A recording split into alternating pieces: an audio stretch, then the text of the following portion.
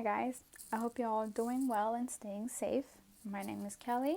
I'm a health admin major here at AIU, and this is my presentation. The topic that I have is African Americans' mental health stigmas.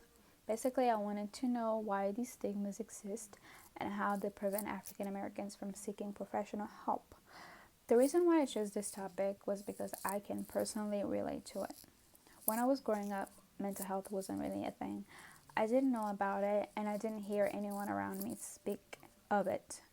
This was a combination of lack of awareness and lack of education. But there are also some cultural factors that played a part. It wasn't until I started college that I started learning more and more about mental health. I started seeing my friends and classmates talk about their experiences and things like that.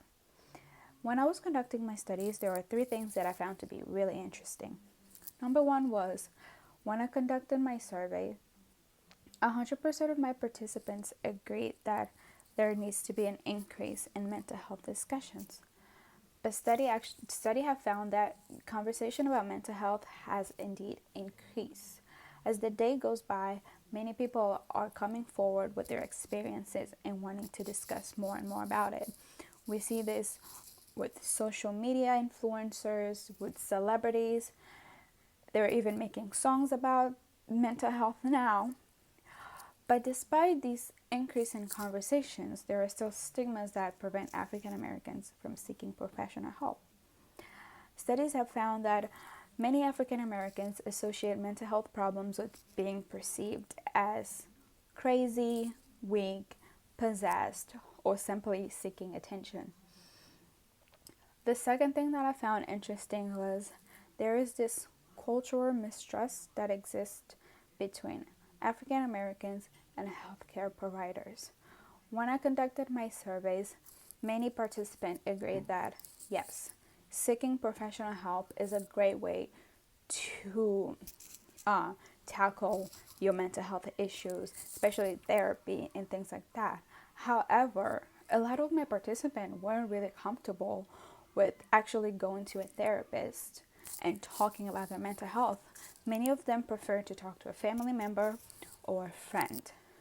With their history of racism and oppression and discrimination, the majority of African Americans believe that seeking professional help advice simply prevents them from getting any more negative labels put on the race.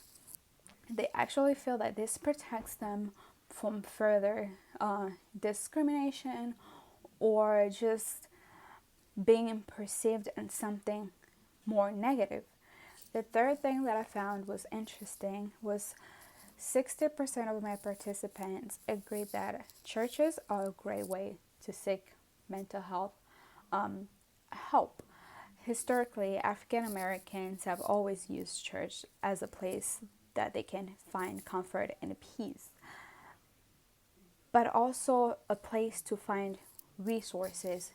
Studies have shown that approximately 40% of African Americans consult their pastors first in regards to their mental health issues before they go to anybody else.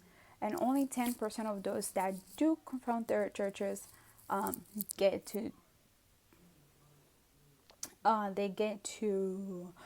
recommended to a professional facility as such. There is also suggested that participants could recognize, like many pastors are actually trained on recognizing mental health signs such as depressions or PTSDs and things like that. So churches actually aren't a bad place to go and find advices when it comes to mental health. Some of the limitations that I had in this study was I felt like there should be a bigger sample. 25 people isn't really much of a representation on one race. So that was my only problem that I had with it.